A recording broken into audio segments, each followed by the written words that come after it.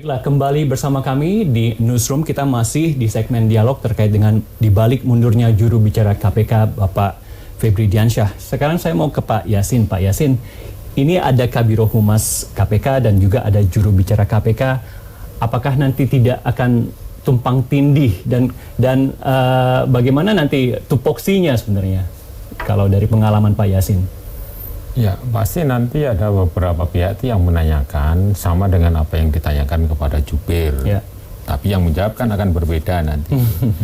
Nah, Humas ini punya job description sendiri tentunya, dan punya alat ukur untuk mengukur kinerjanya. Dan yang paling banyak berhubungan dengan masyarakat. Khususnya adalah program-program yang dilakukan oleh KPK. Ya. Di seluruh struktur organisasi KPK itu ada kesekjenan, ada deputi, ada deputi pencegahan, deputi penindakan, ada deputi PIPM dan deputi data. Itu harus menguasai apabila ada pertanyaan-pertanyaan yang berkaitan dengan tugas dan fungsi dari masing-masing kedeputian maupun kesekretariatan, kesekjenan itu. Itu harus mampu menjawab. Apalagi kepala biro humas ini ada di bawah sekjen. Jadi mampu menjelaskan kepada publik, nah yang baru ini apakah juga cukup bisa memahami kalau secara instan dia masuk. Nah, harus punya pengalaman atau background yang dulunya dia pernah misalnya saja ya menjadi katakanlah kepala biro humas atau kepala biro hukum di suatu instansi tertentu, paham tidak hanya untuk cara menjelaskan tapi paham terhadap hukum, masalahnya. Ya. Jadi karena lembaganya adalah lembaga penegak hukum KPK ini. Tidak hanya cukup cuap-cuap terus kemudian substansi di bidang hukumnya juga rendah gitu. Nanti kan menjadi permasalahan nanti. Gitu loh. Baiklah, Pak Murfi, sekarang kalau kita melihat jubir yang sebelumnya misalnya Pak Johan Budi setelah menjadi juru bicara KPK, kemudian dia beralih menjadi masuk ke dalam lingkar istana. Nah, apakah Bapak melihat seorang juru bicara KPK ini juga bisa mendapat kesempatan ataupun bisa masuk juga mungkin ke tingkat yang lebih baik ke lingkar istana misalnya, apakah memang ini bisa dikatakan sebagai modal untuk bisa masuk ke tingkat yang lebih dalam lagi? Ya, ini kan bicara persoalan etik nggak etik ya. Ya, persoalan itu ya. Secara etik bahwa setiap warga negara ini kan wajib untuk mengabdi kepada bangsa dan negara ya. Kita tidak mengenal ada faksi-faksi persoalan politik gitu ya. Nah, oleh karena itu persoalan yang ditanyakan kembali bahwa ini seolah-olah menjadi panggung politik itu ya di KPK ini, itu terserah daripada kepentingan daripada yang bersangkutan, kepentingan seseorang. Makanya saya bilang ini sangat personal sekali. Tapi adapun umpamanya seperti Mas Untung sekarang jadi anggota DPR sebelumnya di istana, ya menurut saya itu mah normal-normal saja Pak. Itu masalah karir seseorang ya. Apalagi umpamanya dipanggil istana kan bukan untuk kepentingan personal, tapi untuk kepentingan bangsa dan negara.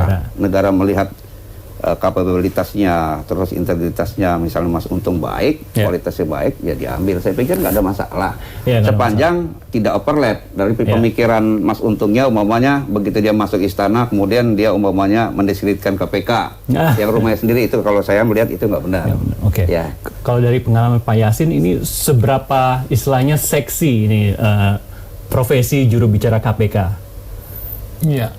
Kalau pihak lain melihat bahwa performance-nya bagus, menyampaikan pesan-pesan kepada publiknya cukup jelas, dan didasari oleh katakanlah reference yang pas, misalnya seperti itu. Misalnya aja kalau merujuk kepada aturan perundangan yang dilakukan oleh KPK, kenapa harus seperti ini, dia mampu menjelaskan, itu memang artinya itu menjadi suatu jabatan yang bisa saja dilirik oleh pihak lain untuk posisi-posisi tertentu di organisasi pemerintah misalnya seperti itu.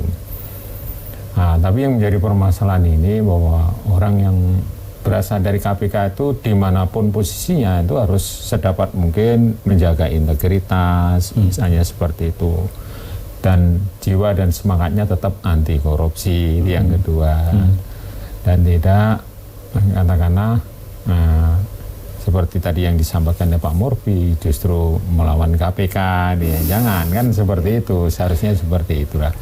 Ini memang sangat pribadi, tergantung orang yang membawakannya saja. Kalau memang dia bisa duduk di suatu tempat tertentu dengan tetap menjaga idealisme seperti saat mereka bekerja di KPK, itu akan lebih bagus memang itu. Artinya dicangkokkan kemana-mana. Nah, saya juga dulu pernah sebagai irjen sebelum sekarang yang pensiun ini ya. Masuk ke dunia apa itu namanya sebagai tenaga pendidik seperti itu. Nah, itu pun juga kalau itu melalui proses assessment, recruitment. Jadi karena memungkinkan ya. Kalau misalnya ada aturan bahwa mantan komisioner KPK selama 5 tahun misalnya setelah dia menyelesaikan di KPK tidak boleh bekerja dimanapun juga, ya saya akan mengikuti itu. Itu kan tidak ada itu. Sehingga ada open recruitment, ada di pemberitaan misalnya di media, ya saya daftar di situ. Kebetulan masuk, kemudian ditempatkan pada posisi tertentu yang tugasnya juga disuruh meminimalisir adanya korupsi di lembaga itu. Kita tetap berkomitmen untuk melakukan. Kalau melihat sosok Pak Febri, apakah bisa saja diperebutkan oleh banyak pihak, termasuk dari organisasi pemerintah misalnya? Kalau kita melihat kemampuannya, ataukah ada indikasi kemana-kemana dari pengamatan Pak Yasin? Ya, kalau melihat dari performance atau kinerja dia di dalam menyampaikan pesan ke publik, itu tidak menutup kemungkinan akan dilirik oleh lembaga-lembaga tertentu ya. Karena ya konsistensinya, kemudian tadi saya sebut tadi untuk menjaga stabilitas emosionalnya itu cukup bagus. Itu saya kira tidak semua orang bisa melakukan hal yang seperti itu.